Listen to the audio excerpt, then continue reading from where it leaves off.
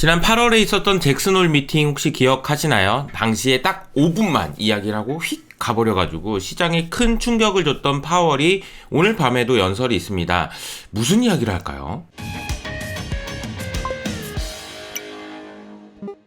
오늘 밤에 파월 연설이 예정되어 있고요. 그리고 금요일에는 비농업 고용지수가 발표됩니다. 어제 다우는 보합에서 마무리가 됐고요. 나스닥 0.6% 하락, S&P 0.2% 하락했습니다. 전체적으로 애플의 하락세가 좀 눈에 띄고요. 테슬라, 아마존 1%대, 그리고 페이팔이 2.9% 하락했네요. 나머지 올드 이코노미 쪽은 상당히 좋은 분위기를 이어갔습니다. 사이버 먼데이에서 역대 최고 매출을 기록했다라는 소식이 전해집니다. 올해 매출액이 최대 기록을 갱신했다. 사이버 먼데이 매출은 무려 11빌리언 달러나 된다라는 겁니다. 애널리스트들이 어려운 환경 속에서 기업들이 할인 판매를 많이 해가지고 기록 갱신에 도움이 된 것 같다라는 코멘트가 있었네요. 그리고 메타를 포함해서 기술주에 대해서 장기적으로 봤을 때 매수 관점 좋다 뭐 이런 의견이 나왔는데 이게 다른 데가 아니고요.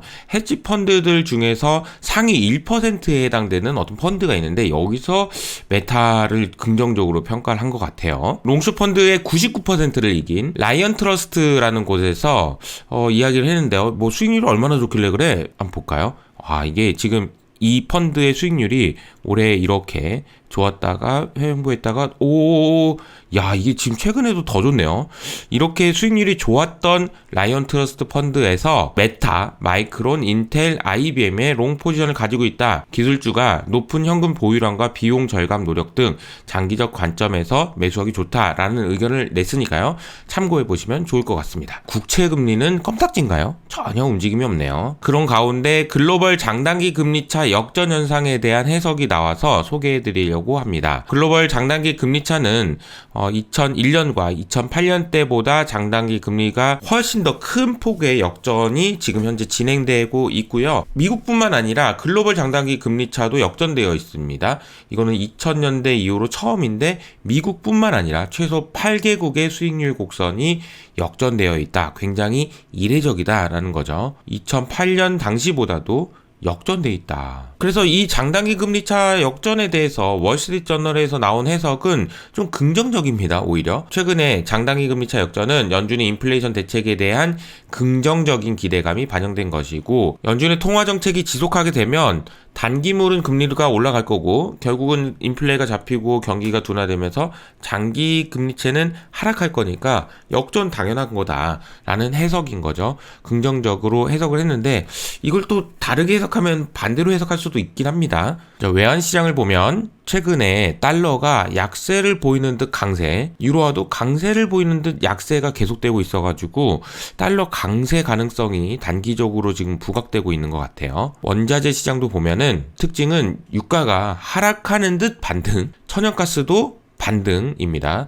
유럽의 천연가스 가격이 어느새 지금 저점 대비로는 30%나 상승해 있는 상황입니다. 독일의 CPI가 발표됐는데 예상보다는 조금 낮아진 예상치가 10.4였는데 10% 여전히 높은 수준이긴 하지만 인플레이션이 이제는 진짜 힘든 구간은 지나가는구나 라는 생각을 하게 만드는 것 같아요. 오늘 밤에 있을 파월 연설에 대해서 오늘 좀 얘기를 해보도록 하겠는데요. 시간을 보면 일단 오늘 밤에 12시에 졸트라고 해서 얼마나 사람들을 구인하느냐에 관련된 보고서가 나오고요. 여기 보시면 3시 반에 파월 연설이 예정되어 있습니다. 브루킹스 연설을 앞두고 지금 외신에서는 연설 주제는 일단 경제 전망과 노동시장. 그러니까 이제 제일 중요한 거 딱 얘기하는 거네요.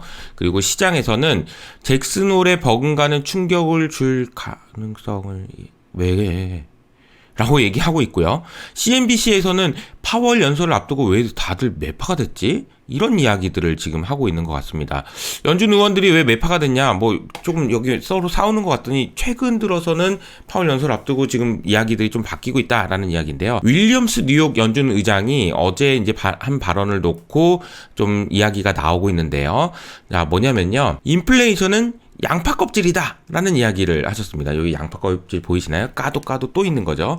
가장 바깥쪽에 있는 껍질은 원자재다. 그래서 목재나 철강, 곡물, 유가 이런 것들은 뭐 몇 가지 불균형이 있어가지고 오르긴 했지만 금방 낮아진다. 그리고 중간 껍질은 내구재 가격인데 이것은 코로나 이후에 강력한 수요 때문에 수요와 공급이 불균형이 나타나서 생긴 현상이지 금방 해결될 수 있다. 그런데 문제는 가장 안쪽에 있는 껍질인데 이게 근본적인 인플레이션이고 서비스와 주거비가 빠른 속도로 상승했는데 노동 공급 부족이 야기한 노동 비용도 올라가 있기 때문에 이게 근본적이고 이게 찐득찐득하고 이게 참 힘들어 라는 이야기를 하신 거죠. 토마스 바킨도 금리 인상 속도가 느리게 그러나 길게 간다라는 이제 의지를 표명하셨습니다. 그러면 노동시장이 진짜 중요할 것 같은데요. 노동시장에 대한 이야기를 좀 해볼까요? 경기 침체 우려가 있음에도 불구하고 견고한 노동시장이다라는 이야기가 나옵니다. 이게 참 그래서 저도 헷갈려요. 주요 선진국의 실업률이 사상 최저 수준입니다. 아니 경기 침체 온다며 근데 실업률이 왜 이렇게 낮아? 이런 거죠. 그래서 경기 침체 우려에도 견고한 노동시장에 대한 이야기를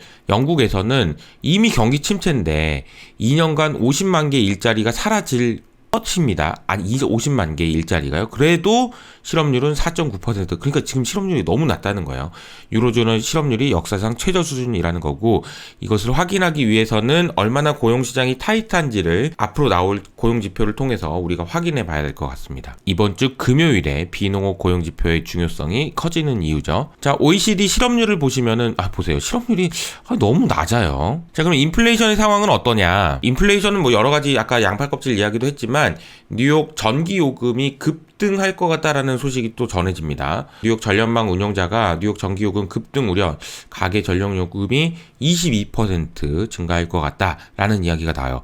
우리나라에서도 결국 지금 어제 최근에 말씀드렸던 크레딧 시장의 위기를 해결하기 위해서는 결국은 한전이 좀 해결해줘야 되는데 한전이 그 문제를 해결하기 위해서는 전기요금 또 올려야 되는데 이런 이야기들도 지금 나오고 있는 것 같습니다. 영국에서도 풍력 발전이 안 돼서 전력 가격이 많이 올라갈 것 같다라는 얘기가 나옵니다.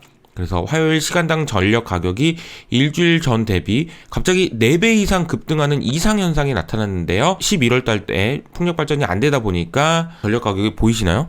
여기서 이게 지금 3월, 4월, 5월, 6월 이렇게 하다가 이렇게 올라가는 이렇게 6배가 올랐는데요. 달러 이야기를 좀 해보겠습니다. 달러 강세 시대가 이제는 종료되었다라는 이야기예요. 오랫동안 내내 이어진 달러 강세가 이제 끝났다라는 이야기를 하시는 쪽이 JP모건과 모건스탠리입니다. 달러 강세가 점차 완화될 거다.